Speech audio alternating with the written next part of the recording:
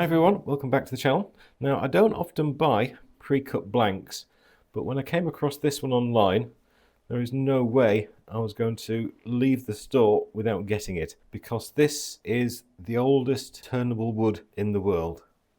This is ancient Kauri, and the tree that this piece of wood came from fell over and was submerged in a salt bog on the northern island of New Zealand somewhere between 30 and 50,000 years ago. Now that era was during the last ice age, so it predates Stonehenge, it predates the pyramids, and it even predates the written language. When this tree was alive, there was woolly mammoths roaming the earth. So it really is quite an honour to be able to get a piece of this for us to turn together. Now I got this from a company called Exotic Hardwoods UK, and they're a specialist company. If you go to their website, you will see some of the most amazing pieces of wood. I often go on there and just drool at everything they sell. So when I saw this on their website, I gave them a quick call, asked for some details on the piece, and then bought it straight away. So there's not an awful lot left for us to do except to get this on the lathe and start making something. Now, looking at it, that side is all nice and clean. This side is still very much rough sawn, and we've got an awful lot of wax on the edges. So what I can see here is one or two surface splits. I can't make much on the sides because it's covered in wax, but that side is all pretty good, so I think we're going to keep this as the top. So I'm going to find the center, put a worm screw in, and then we'll get it on the lathe.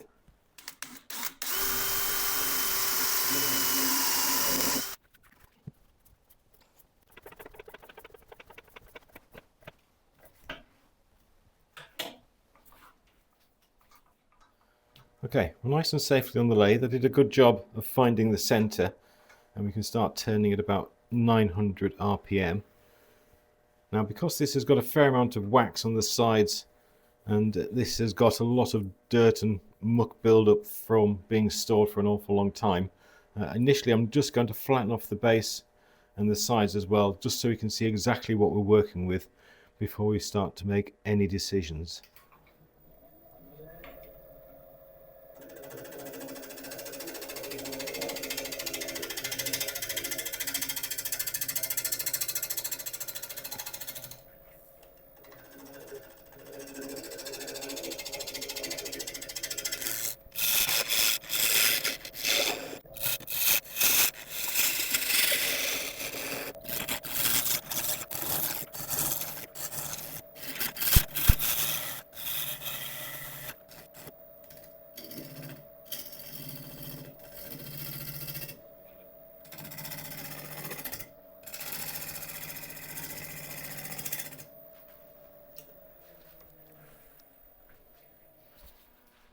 Okay, it's not quite fully flat yet, but I think I've cleared enough for us to have a decent look at it.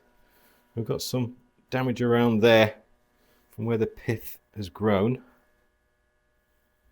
The rest of it's looking okay. Some nice figure on it. We've got a few surface splits here. Okay, now I've no real clue yet as to what shape to make this. Generally, I usually let the pieces tell me what they want to be, but as this is such a straightforward piece of wood, then we're going to have to try and coax it out of it.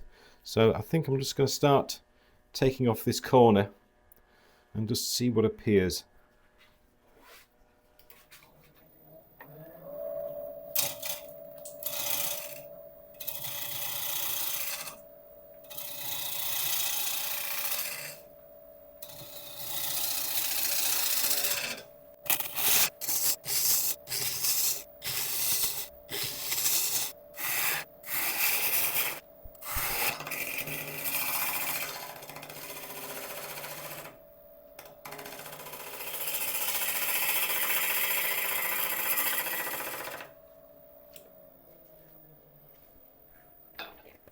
Okay, that was pretty good.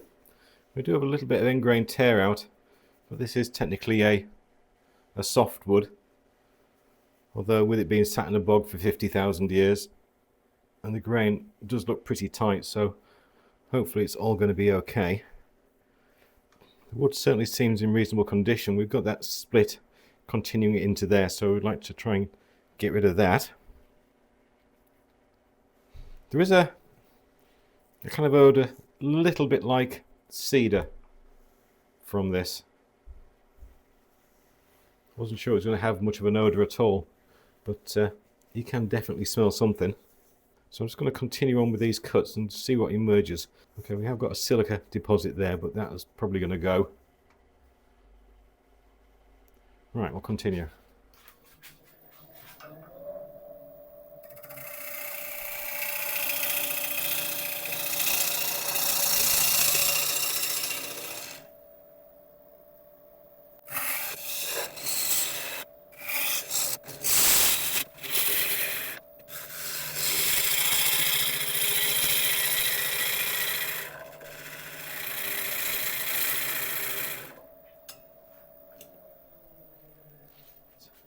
Okay, the curve's going well. We've still got that bit of a split there. That's where the mineral deposit was. And there's some nice figuring around there. So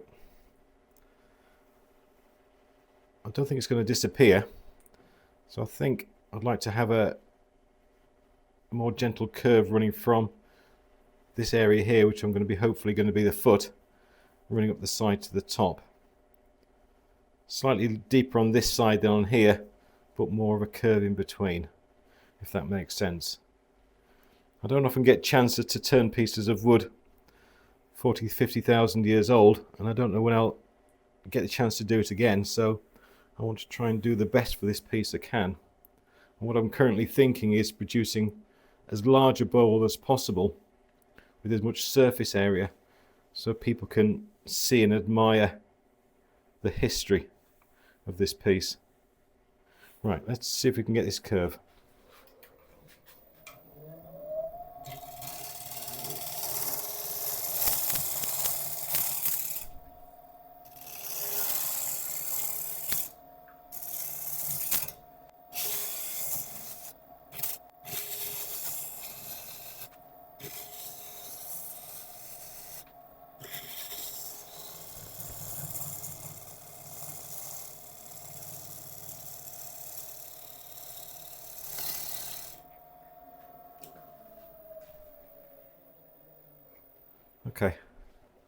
Okay, I'm having to keep on stopping and cleaning out the flute on my gouge. We've gone past all the wax now, so it's not wax, so there's obviously an awful lot of resin or something still in this wood, which is clogging things up. That'll need sharpening again. Right, I like that curve we've got there. And one thing that was striking me is that we want the side of this piece to be on display. We want people to be able to see it and view it easily. So this curve is going to come up here, and then I'm going to take almost like a straight line in here, so the bowl itself is slightly enclosed, and that's going to put the side of this bowl on display, as it were, so it can be seen hopefully from the other side of the room, and people are going to gravitate towards it and start asking questions and picking it up and touching it, and like I am now. I'm sorry. Right, okay. I'm going to start coming in from this side with pull cuts. We'll do finishing cuts towards the end. I'm just trying to get the shape right. Right, I'm going to sharpen up again because ball gouge needs it, and then start working on pull cuts this direction to get an angle I like, which flows into the base.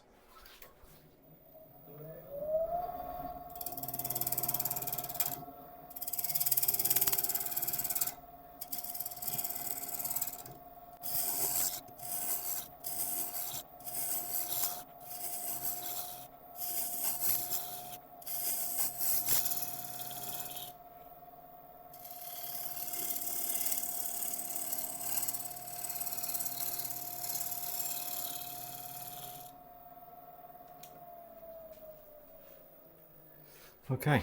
Oh wow. Oh my goodness me. Those cuts coming down the side were just taking off the rest of that wax that was on there. Has revealed this amazing chatoyance in the side here. It's like it's on fire. I really hope that camera's picking it up. That is incredible.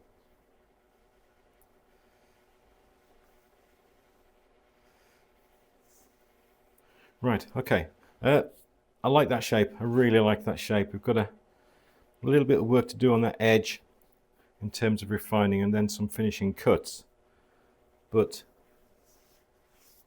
that is so simple yet so... it shows off the wood exactly how I wanted it to. Right, I've still got... that was an original saw mark from when this piece was processed back in the 80s or whenever. So we need to remove that. I need to work on this corner and then put some finishing cuts, and then we can figure out what we're going to do with the base.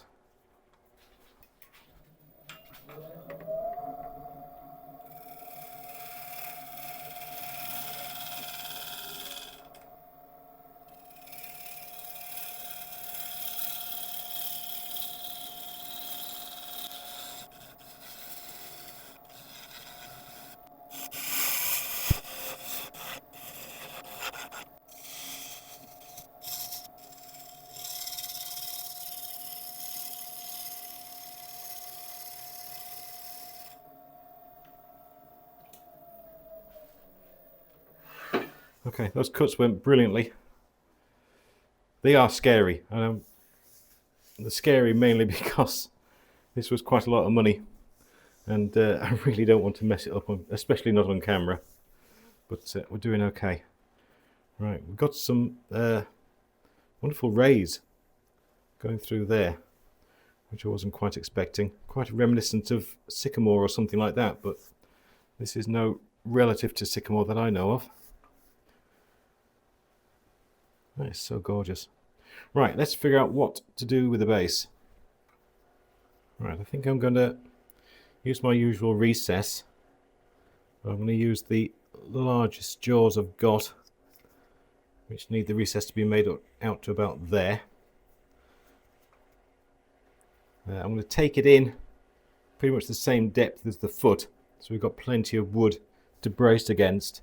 And then on the inside I'm actually just going to put a small curve which kind of represents the bottom of the bowl area. I may put some detail in here, I may just leave it because this is all about the wood. And the wood is amazing.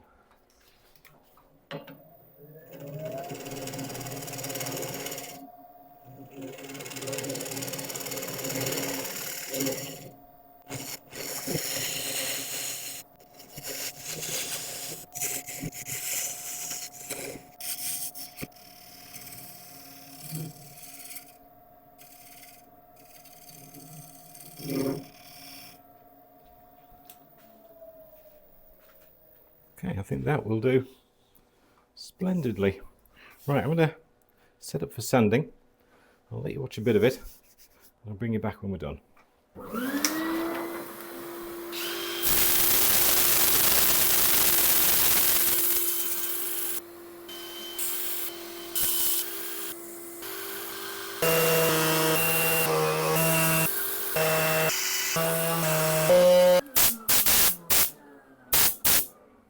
Okay, we got through it. That took so long. That took about 50 minutes to try and get it to somewhere where I'm happy. The main problem being is that using standard discs, as soon as you start sanding, it starts to build up with this sap. You can clear it off with like a rubber cleaner, and that purely works by heating it up so much that it melts and then it'll take it off. Thankfully the saving grace was the Abrasive discs on my random orbital sander. That was the only real thing that saved the day. Right, I'm sure it's worth it though. Right, I'm going to get some isopropyl alcohol to wipe off any excess dust and give us a look at this phenomenal chatoyance and grain in this piece.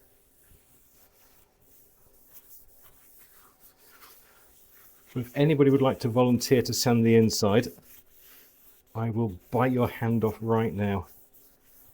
I am not looking forward to that because that's going to be even worse. Wow. Now, there is 4 holes there and 4 bits of staining as well. That's where metal has come into contact with this piece. Now, because this was a pre-cut blank, the only thing I can think of is that someone staples something to it when they originally first cut it. Whether it was the for sale sign or something like that, I don't know. Because when this was a live tree, there wasn't metal like that, especially not little pins. So, okay, right, we'll let this dry, and I'll come back on with the sealer. Okay, it's all nice and dry. So I'll go on with a blonde shellac sealer, just to help protect the wood and even out any inconsistencies. I think I'm going to put on 2 coats of this. If you've enjoyed what you've seen so far, I'd really appreciate a like and subscribe. It doesn't cost you anything, but it means a great deal to us. Right, I'll let this first coat dry, then I'll put a second coat on, and I'll bring you back when we're going on with an abrasive paste. Okay, that's all nice and dry, so we're going to go on with an abrasive paste. This is True Grit abrasive paste. And what this is going to do is turn our 400 grit finish into something significantly higher. So we're around about 1000 grit. We're going to apply with this material, or we're going to rub it in with machine spinning. So I do have protective glasses on to protect my eyes. We're going to start off at about 500 RPM and then slowly increase the speed up to about 700-800. The idea is that the particles break down and get finer and finer, and that's what does the work on the surface.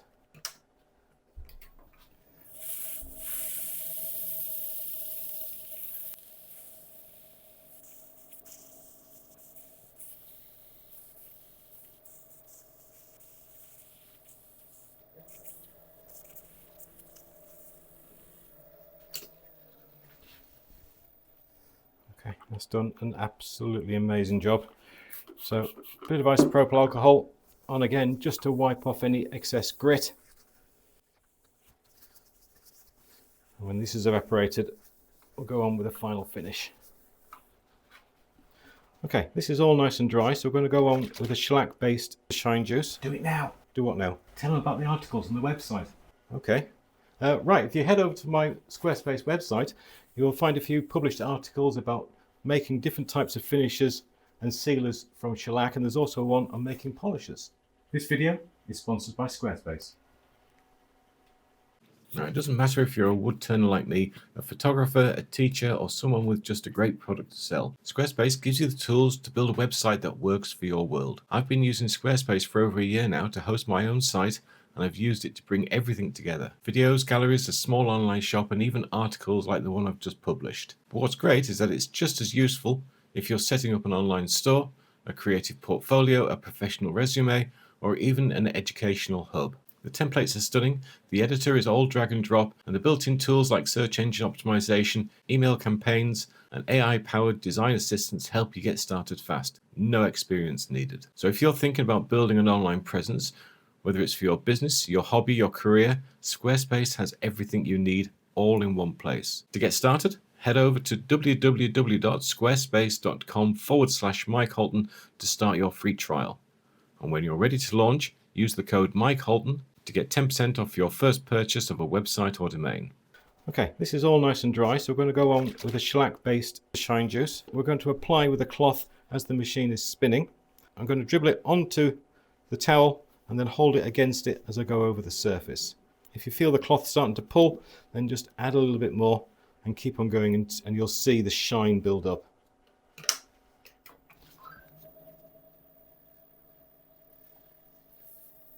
Again, keep your glasses on for this, because you don't want this stuff getting in your eye.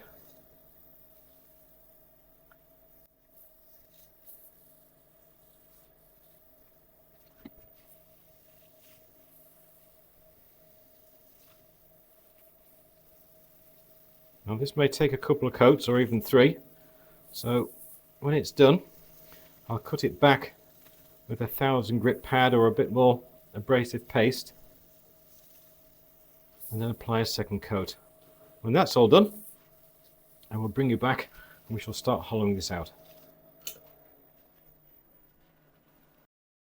Okay, we've got it turned round, we've got tailstock support for safety, and I'm going to attempt to take out a core again. Now the last time didn't go very well, and a couple of times before that didn't go very well either, so I'm not having a fantastic success rate with coring out, but we'll give it a go. It would be a shame to have all of this turned into shavings, so we'll see. Now this was an expensive piece of wood, so I would like to try and keep some of it, but I'm not so desperate that if I feel it's going to be dangerous at some point, then I'll just stop and we'll carry on hollowing as normal. So everything's just about set up. We shall make a start and see how it goes.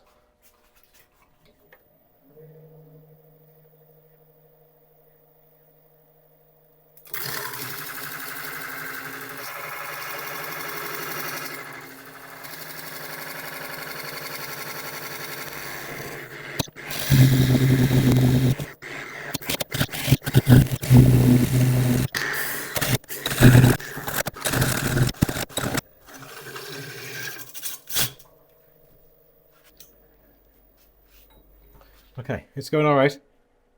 It's a little scary. Well, it's very scary, but nothing's broken yet.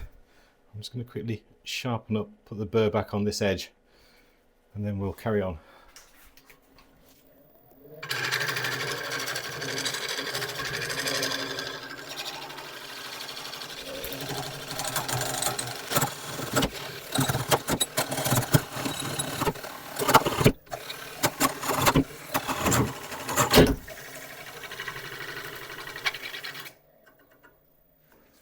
This is just so damn violent.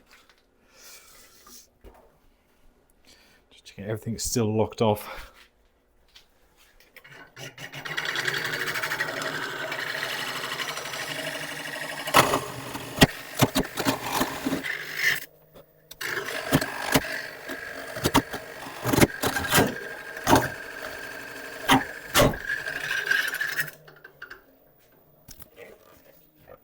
How many heart attacks can you have? It's hard to see from where all the cameras are, but we're down to about there. We are getting close. Let's keep on.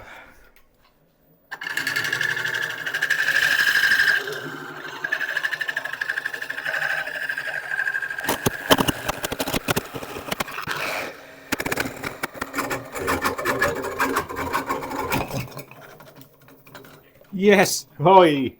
Oh, I'm happy. I'm sure we've all got a tool that we never thought we'd use again because it scared us too much. Well, this is mine. There we go. It's not the biggest thing in the world, but we can get something out of that for sure. Right, we can carry on hollowing.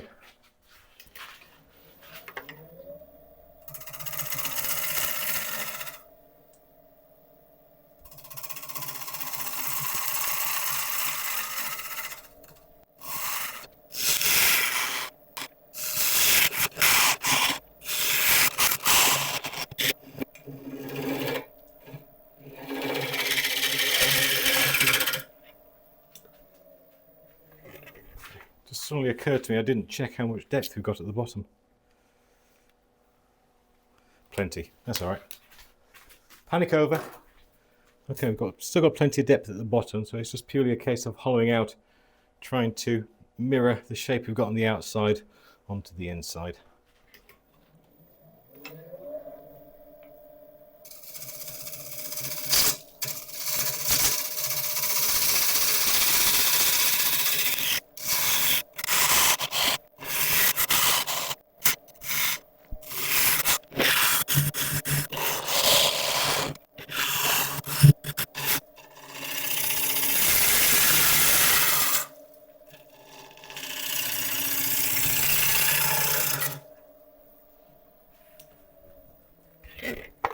Okay, it's all going well. Still a reasonable way to go on the hollowing, and I think we also need to take a little bit off the thickness of this edge. Right, continue.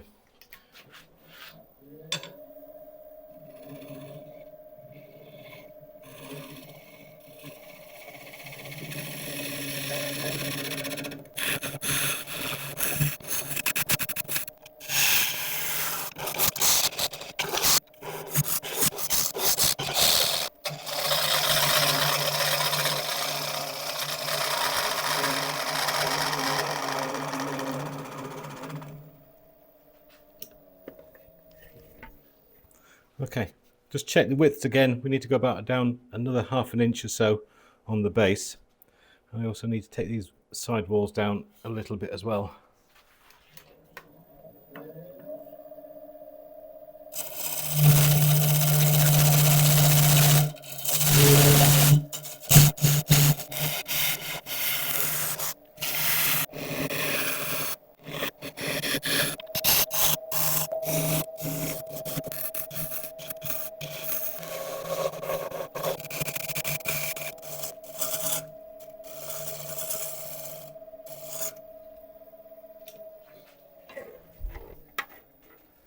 Okay, that's wonderful. Nice and flat across the bottom. I'm going to set up for sanding. I shall let you watch a bit of it, and I'll bring you back when we're done.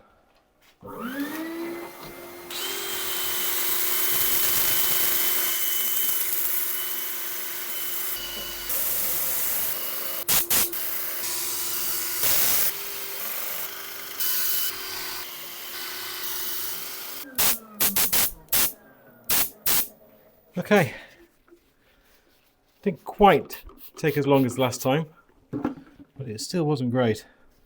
So a bit of isopropyl just to wipe the dust off the grain, and that is just amazing.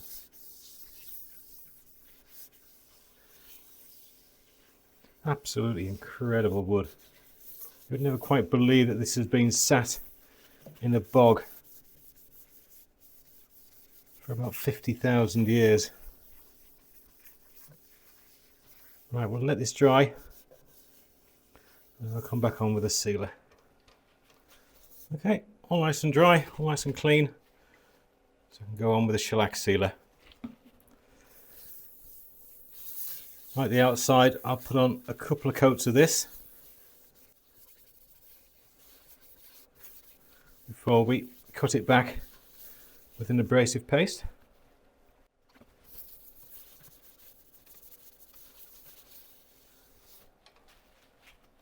Okay, it's all nice and dry. So back on with the Northern Grit abrasive paste. Safety glasses back on, of course.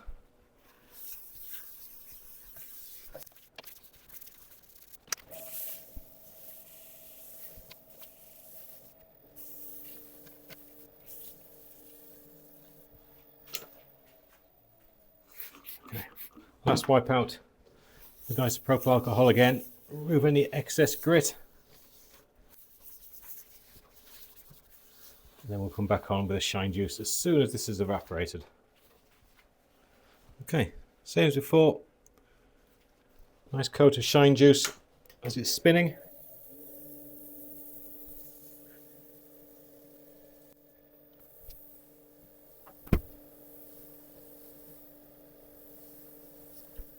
Okay, right, I'm going to do a couple more coats, clean up this place, and then we'll take a final look at what we've done. Well, there we go. Ancient Kauri from the salt swamps in New Zealand. And I have never seen anything quite like it. The chatoyance on this side here is just absolutely unbelievable. It literally is like it's on fire. The only thing I've seen remotely like it was the African mahogany we turned about a year ago. Such unbelievable grain. Really hard to comprehend that this piece is 40-odd thousand years old. It could be 50,000 years. But to still be turnable and still look absolutely incredible is just a complete and utter miracle. I'll film a turnaround at the end so you get to see it from all angles. Hopefully if I can get the light just right, you'll get to see the chatoyance and the flames inside. But I have really enjoyed this one. It's been tricky. Sanding was an absolute nightmare, but with all good things, it was completely and utterly worth it. Also, we did take a core out of this, and I'm going to be sending this over to my friend Andy Firth, who has a wonderful woodworking channel, and he does a bit of turning as well, so I'm going to give this to him to see what he can do with it. If you go and subscribe to his channel, I'll put a link in the description, then you'll get to see this bit turned as well whenever he has a chance to turn it. If you've enjoyed this one, and I sincerely hope you have, then I would appreciate a like and subscribe and all the usual things, and if you could share it as well, that would be absolutely amazing. Don't forget that if you do leave a comment as well, you are going to be entered into the giveaway, which is happening on the 5th of September. Which does remind me, when this video comes out, I'm going to be sat on a beach somewhere, so if you do leave a comment, it may take me a little while to respond, but I promise you I will respond. But apart from that, thank you very much indeed, and I'll see you all soon. Thank you.